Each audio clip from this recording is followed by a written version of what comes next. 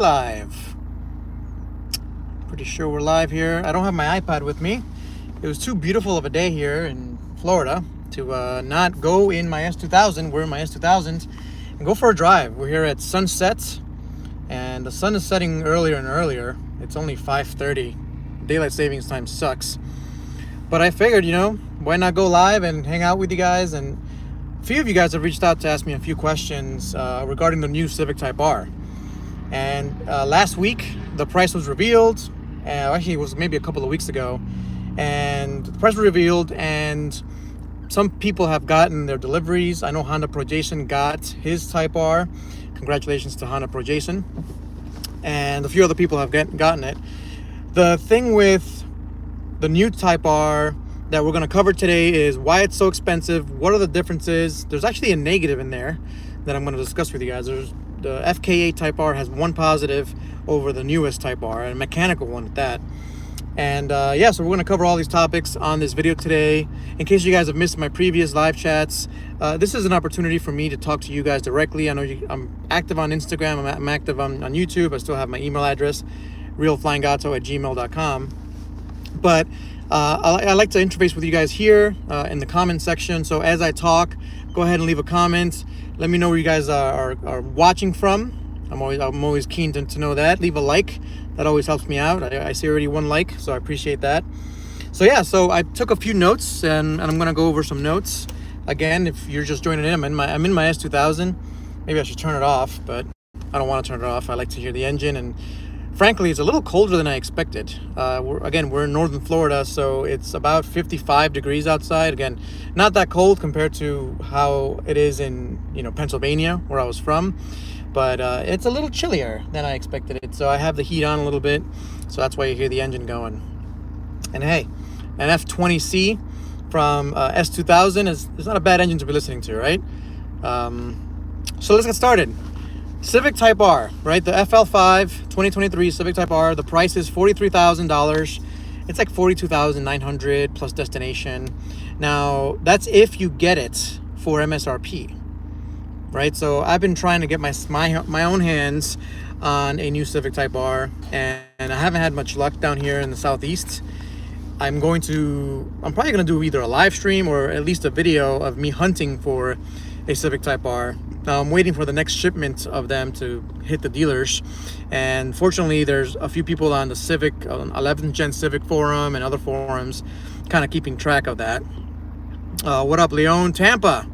You're very close to me, man. So if you're in Tampa, sometime in the next few months, maybe next year at some point, I want to do a meetup. I already talked to Grassroots Motorsports, JG Pasterjack. I want to do a meetup at the Florida International and Rally Motorsports track. I think December, January are kind of dead months. So we're going to wait till probably the spring before we do a meetup at the firm. It's going to be an awesome time. So yeah, if you're in Tampa, you should come meet up with us. Anyway, so it's about $43,000 plus markup. I've seen some people pay $70,000, $80,000, 40 grand above MSRP. It's ridiculous. You guys shouldn't do it. I don't recommend it. I know a lot of people are paying 50 grand, right, including the markup. But again, I'm not a big markup guy. I refuse to really pay any markup.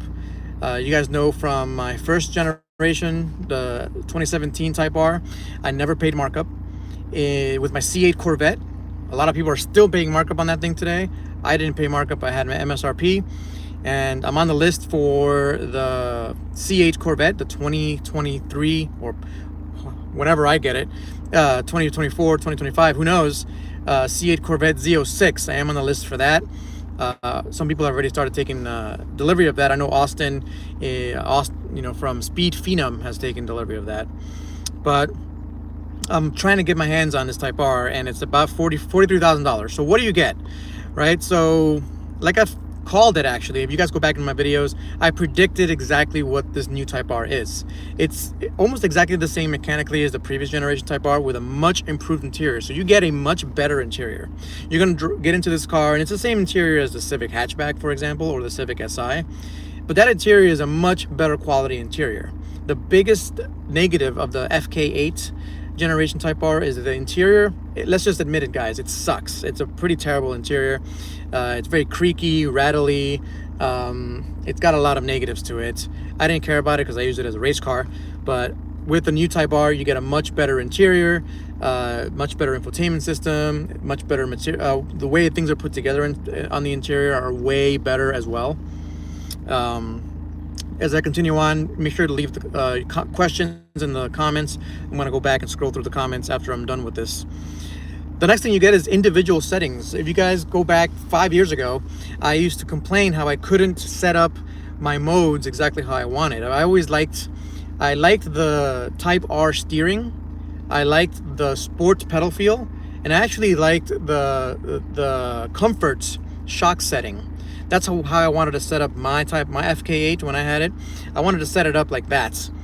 With the upcoming Type R, you can actually do that yourself. You can do an individual setting, and you can pick whatever mode you want for whatever system. Engine, there's exhaust, there's a bunch of different things, and you can finally choose your own path, which I love. The next thing you can choose, or actually the next thing you can see, one of the biggest improvements in my opinion is the fact that it already from the factory comes with oil temp, it comes with coolant temp, so temperature, it comes with air intake temperature, all in the dashboard, right? So you can see it in the dashboard itself, and you could also probably you see it on the screen as well. But the main thing is it being in the dashboard, you can see how hot your engine is getting. I already again predicted that this generation, the newest generation Type R, will have heating problems. So being able to monitor those heat issues, or as the temperature goes up, is going to be key to taking a look at that. So that's a huge plus.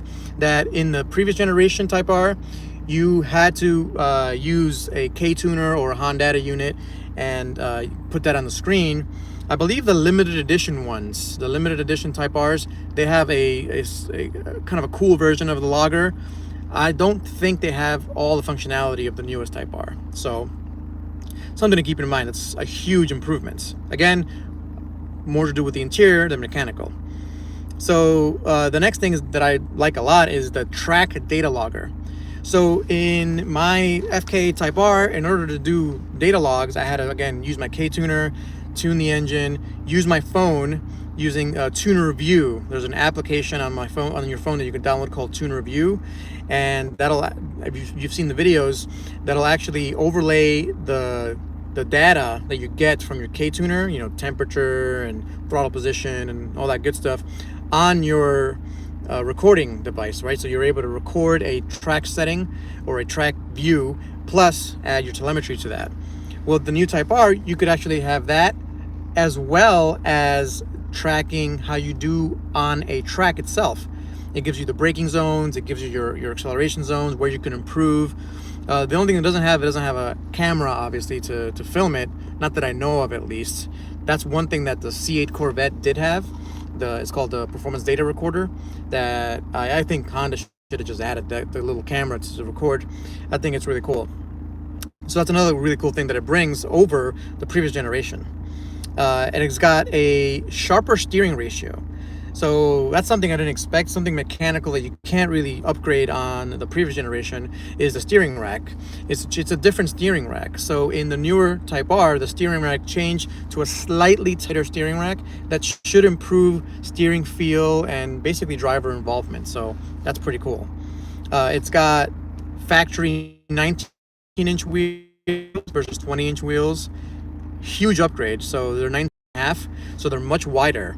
I'm not necessarily thinking you need to upgrade your wheels on this car anymore. In the previous generation, you guys remember, I think the second week I owned the damn car, I changed the wheels out for something else, because those stock 20-inch wheels are just terrible. They're too big, not enough meat on the tires. It wasn't very good. The ones that it comes with so the new one is 19 by 9.5. It's perfect. I don't even know if you should have to upgrade. I mean, maybe you go down to 18, and it all depends on tire availability. And you should check Tire Rack. If you do a lot of track days like I do, check Tire Rack, see what's out there. There are a lot more 19 by 9.5 tire options out there, or they're more 18 by 9.5. I know 2 years ago, 18 by 9.5 was way more available than the 19s, but that may change. So that may be something to look at. A really interesting thing is that it's a longer wheelbase. So the new Type R has a longer wheelbase. That's simply because the chassis that it's based on has been lengthened a tiny bit, right? It's about half an inch, maybe 3/4 of an inch longer. It doesn't sound like much, but it makes a difference in stability. The longer your wheelbase, the more stability you have on high speed, straights and in turns. The biggest problem with the longer wheelbase is that it takes, I guess, a longer time to transition from left to right. So it could negatively impact your turning agility, right? So if you're impacting your turning agility, it's a trade-off. So I think that's why the steering ratio is a little shorter, because the wheelbase is a little bit longer. So you keep that steering feel while having a more stable wheelbase. And then finally, it's 2 inches shorter than the previous generation, which is pretty cool, right? So 2 inches shorter than the previous generation Type R from the factory. That's going to lower the center of gravity by 2 inches. And if you throw on some lower ring springs to the new one, you're going to lower it even more. So that right there, huge positive, right? Some negatives. So some negatives of this, longer final drive. This is a huge negative. Is my S2000 making a weird noise? No, sounds good. I thought it might have, spark plug might have gone out or something. Sounded like a 3-cylinder for a second. So the final drive ratio, and I'll explain what it is in a second, went from 4.11 in the previous generation Type R to 3.84. That's going to reduce the acceleration of the newest Type R, because it's effectively the same engine. It's slightly more powerful, very slightly more powerful, but with that change final ratio, that's actually a fairly significant change. It's going to have longer gears. So your first gear, second gear, third gear, they're going to be longer gears. So you'll be shifting less, which some people may like. It's going to be, again, slower acceleration for sure. So if you drag race an old FK8 to a new FL5, it's probably going to be close because of, slightly more power with the FL5. But if you do, honestly, I would probably bet on the previous generation Type R. I know there's going to be drag races. I know there's going to be 100 drag races on YouTube in the next month or two. So we'll see how the FK8 does versus the FL5. And my prediction is that the FK8 is either going to keep up or be faster than the FL5 in a drag race. You heard it here first.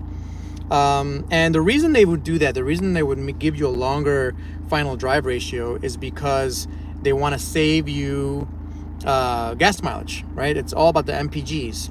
The longer your drive ratio, the better MPGs you get. So I'm in the Honda S2000 right now. A big upgrade people do is they go from 410 gears to 430 gears or 460. I recently changed my rear differential on this thing. If you guys following along, mine broke. I have a new one. I bought it from eBay. I'll tell the whole story in a video that I'm shooting for you guys, but it's a much shorter final drive.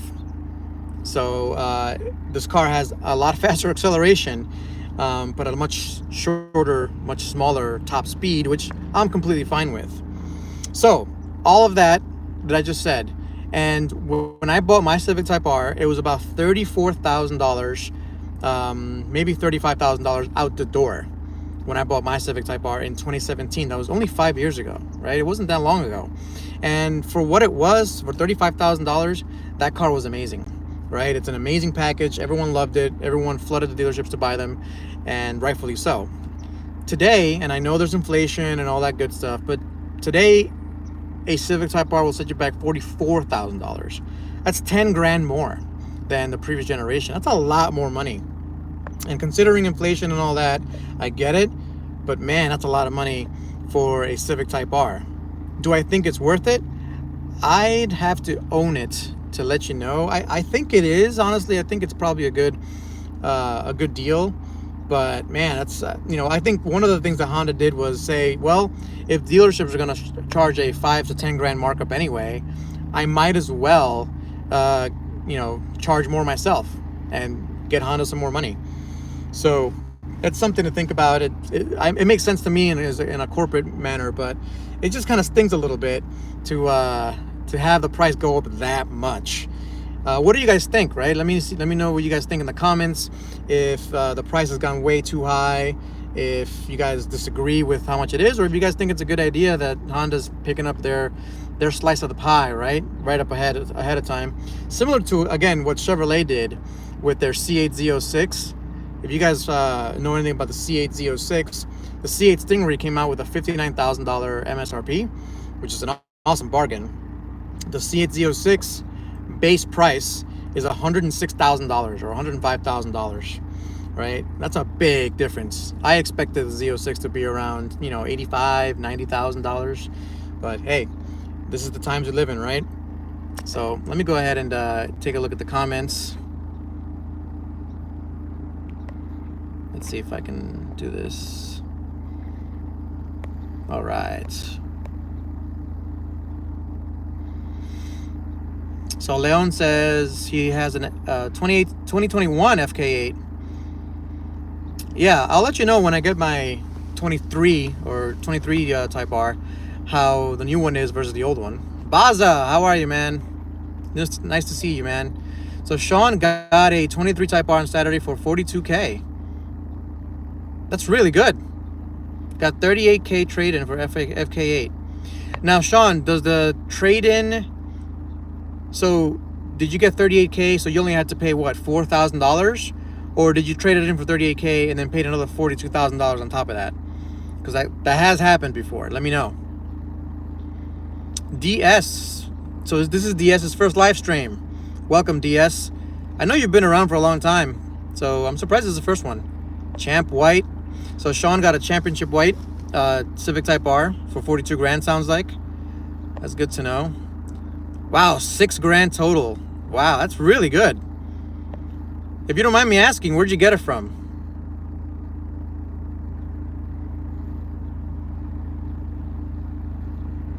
So Baz is hoping my family is good. Yeah, we're all doing well. I believe Jane is watching with the baby, with the daughter.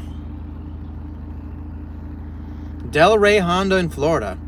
Really? I'm really surprised. I'm gonna call them tomorrow, see if they have one in transit or something. That's a really good price. I know Jason, so maybe I should call Jason. Yeah, it's interesting. If I can get it for MSRP, which is like 44 grand, I'm more than happy to get it. I'm happy to get it for MSRP and then get a couple of accessories just to give the dealer some more margin, right? Some more.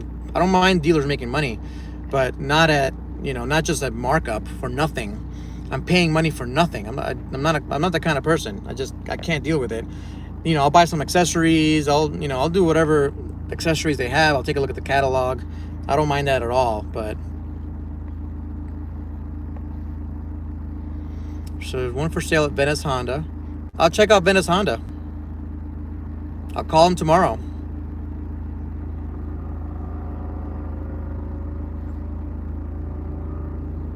So Integra DIY says some people have paid $70K for the FL5. It is a joke. The car's not worth $70K.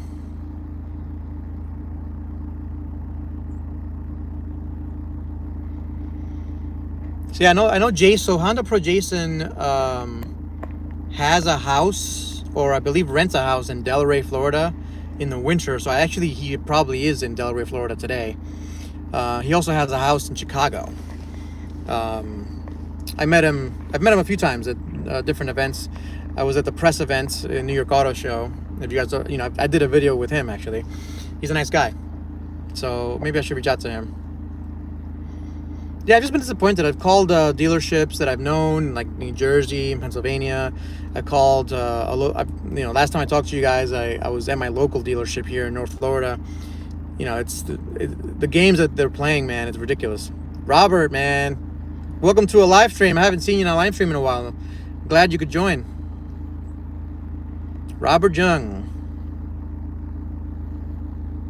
So Leon says paid $47K back in for his 2021 back in 21. That's probably what, $5 grand over MSRP. It's not the worst. That's like 10% or 15% over. It's not the worst I've seen, as long as you're happy with it.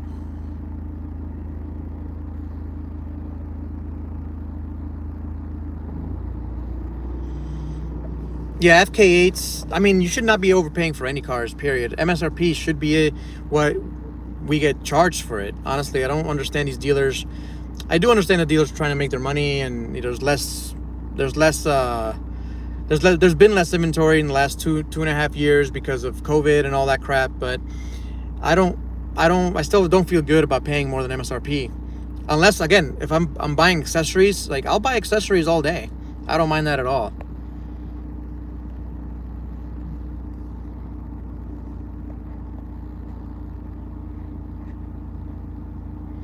So Sean says that the new Type R isn't not as in high demand as the old Type R. That's interesting. I haven't seen that. Although I don't know. I've kind of been, I've been out of the news cycle for a bit because of, work's been busy, and I've actually been keeping track of the Corvette stuff more closely. But yeah, it's interesting that Sean says that there's not as much demand for the new Type R as the old Type R. It kind of makes sense if you think about it, because when the FK8 came to America, it's the first Civic Type R that was officially sold in the United States. So when it first came here, everyone was trying to get their hands on it. I do remember the hype and the craziness back then. Today, with the FL, looks like my reception's not as good as it should be, but I think you guys are back. Sorry about that, guys. It lagged a little bit.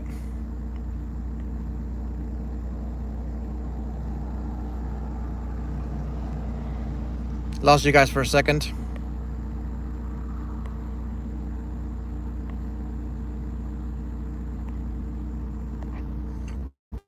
But we're back. Let's just hang out here for a bit. Like I said, I had to take the S2000 out for a drive. It was too beautiful of an evening to not go out for a drive.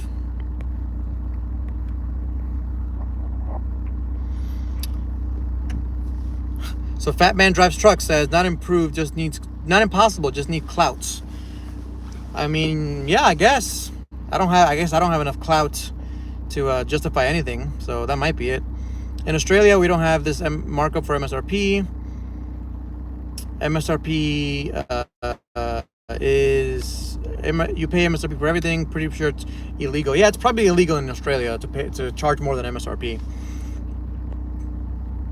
Most Type R lovers prefer the FK8, and I think when we drive the FL5 versus FK8, the biggest difference is going to be that the FL5 is going to be more street oriented. It's going to be softer, and the FK8 is going to be more track oriented. It's actually very similar to the S2000s. So in the AP1 S2000, the 2000 to 2003, it has a 2-liter high revving engine, and the suspension setup better for the track. More, they say, more snap oversteery, but it's more exciting. I think they softened it up. Evil Street Shark, what's up, man? How's your Civic Si? I think you have a Type R now. So Robert doesn't have markup in Switzerland. DS, Lucky, same with Canada. It's only United States. Yeah, the US dealers are pretty greedy. So Robert's just asking what happened to the feed. Yeah, it was I don't know what happened. I have great service here. I don't know why it lagged out. Jesse says there's a yellow 22 FK8 with 200 miles going for 60 grand. That's way too expensive. Engineer says, why is the 23 Type R so ugly? My wife actually considers the new Type R uglier than the previous Type R. I find that interesting as well, because I find the new Type R attractive in a different way. The FK8 is more angular and more angry looking. I find that to be better looking in terms of, aggressive look. But the new one is more classy in a lot of ways. So a lot classier, and a lot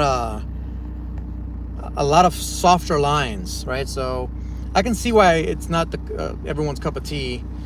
My wife says it looks like a It looks like an Accord. So yeah. What else we have here? I haven't seen FL5 in person, but I think the FK8 wears the Type R badge better. It's way more aggressive for sure. So fat men drive trucks. I've been all over the world too. Are we lagging? Yeah, we're lagging. I think we should be good now. People like the FK8. Some people don't like the rear end of the 23 Type R. I can see that.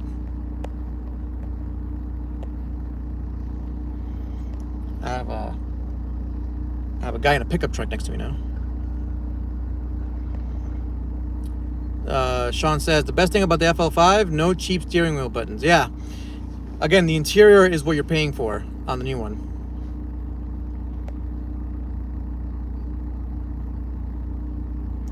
I'm in North, so Adam asked me where I'm at. I'm in North Florida right now. It's a little chilly, but it's not too bad. So the FL5 cooling is definitely improved.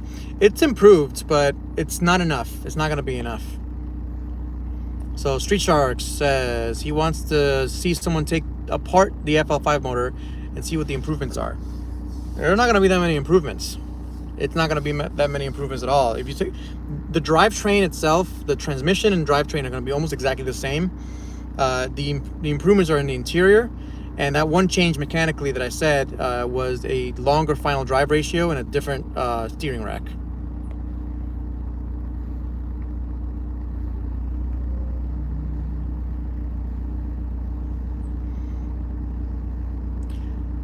Fat Man drives trucks. Do you like the all red interior? I do. If it wasn't so well, actually, yeah, you can see my red seat here. I really like a white car with red seats, which is why I like my FK8 in Championship White. So Leon says, I'm happy you moved to Florida. Great choice. Do a meetup. I'm definitely gonna be doing a meetup. I wanna coincide it with Grassroots Motorsports and do a meetup with him, with JG Pasterjack. That'll be a lot of fun. So Sean, hit me up at realflyinggato@gmail.com. I'd love to take a look at your FL5 and do a video on it. I'll drive down to Jupiter, no problem. It's not that far of a drive. So again, Sean, Real Flying Gato, which is my channel name, at gmail.com. So contact me in an email, and maybe we'll do a live stream with your Type R. So DS says, in 2 decades, I wonder how they will look back, compare the FK2, FK8, and FL5. Which one will stand out? I think people will always go to the FK8. Here's why. The FK8 is the first Civic Type R sold in America. That specialness can't be taken away from it. Just like the AP1 S2000 is considered to be the most S2000 of the S2000s, right? So that's just something that that you wanna to keep in mind. If you want a collectible, a low mileage FK8 is gonna be the way to go. It's getting a little dark, so let's see if I can get some better lighting here. You guys want to go for a drive with me? I think you guys do. So yeah, Sean, DM me on Instagram.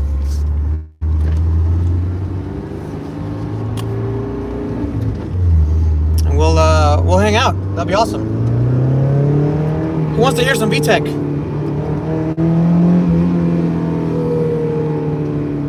Yeah, this is getting a little darker, which is fine.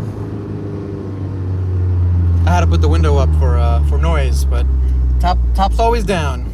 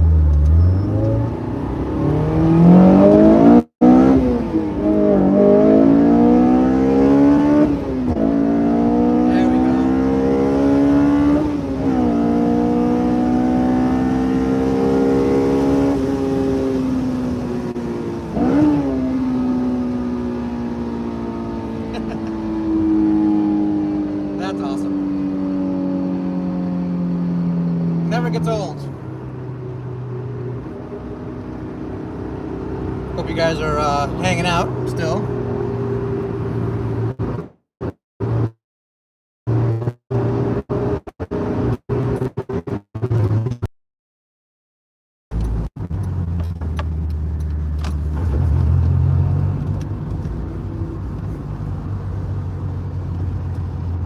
Much better.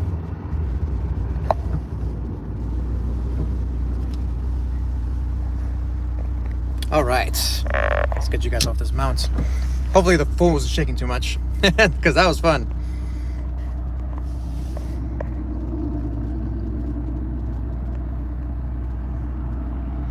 All right, so Sean's gonna message me on Instagram. Perfect.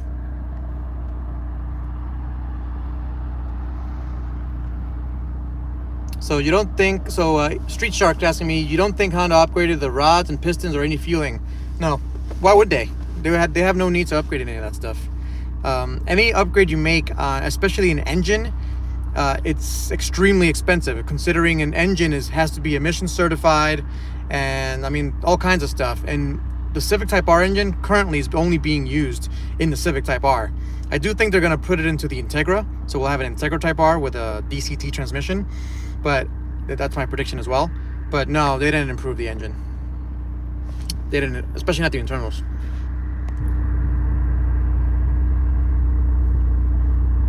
You know what I do like about the new one, right? That the new one has a very similar tachometer display to the S2000. If you guys don't know, this tachometer display is based off of the Ayrton Senna McLaren MP4 well, the McLaren MP4 race car that Ayrton Senna used to drive. If you go back and look at the videos, it's got this basically the same exact tachometer. I love that. And the FL5 has a very similar layout.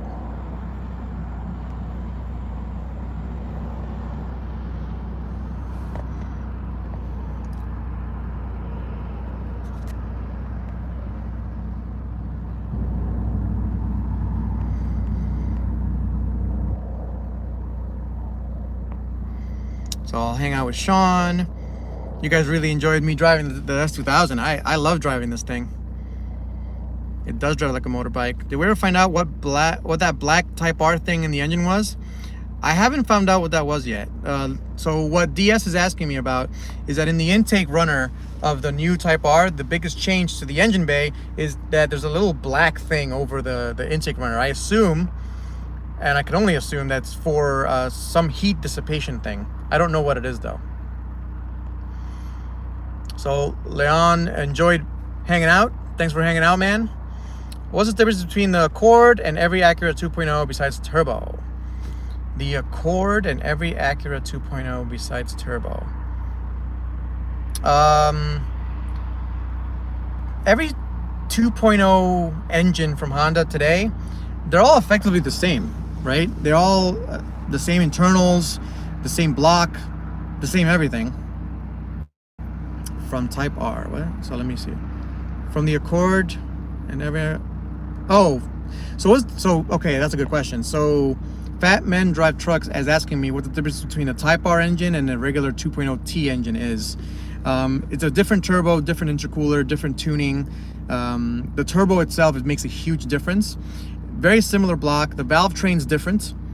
So the valve train in the Type Rs have VTEC on the exhaust valves. In the turbo, the 2.0Ts, there's no VTEC. There's variable timing, but there's no lift change. So those are the differences off the top of my head. So, but I think we're good. 30 minutes in. Any questions again, guys? Just put them in the comments. I'll hang out for a little bit more. How do you guys think? What do you guys think about my S2000, by the way? Let's go take a look at it. You guys haven't seen this in a long time. Let's look at my S2000 from the outside. Again, it's really dark, so it is what it is.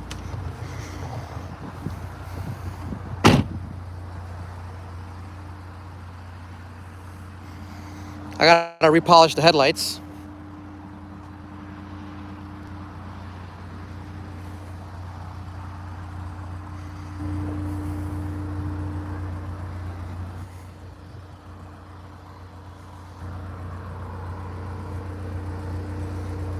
There it is. Love the interior. All right, guys, that wraps it up. Thanks for joining me on this live stream. I'm gonna head back in the S2000, pull some VTEC rips. You guys wanna hang out for some VTEC rips? Let's hang out for some VTEC rips. Let's do that. And then I'll end the video with some VTEC rips.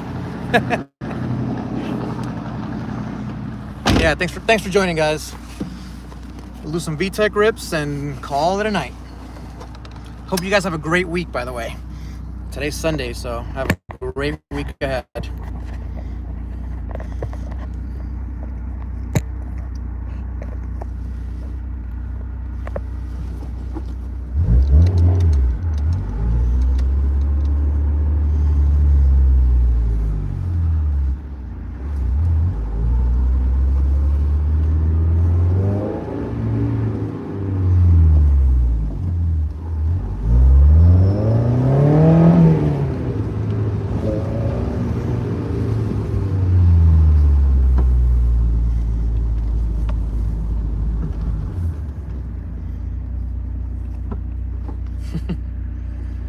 It's a beautiful night.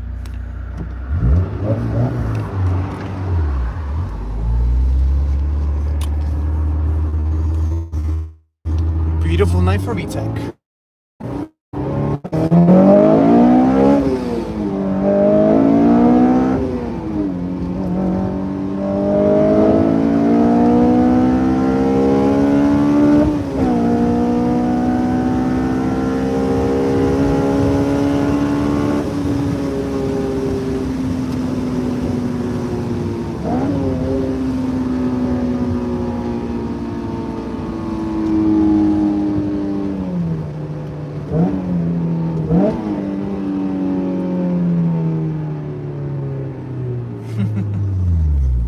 $9K all day.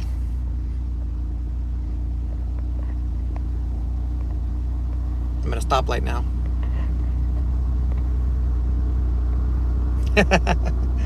All right, fellas. We'll see you next time. Peace.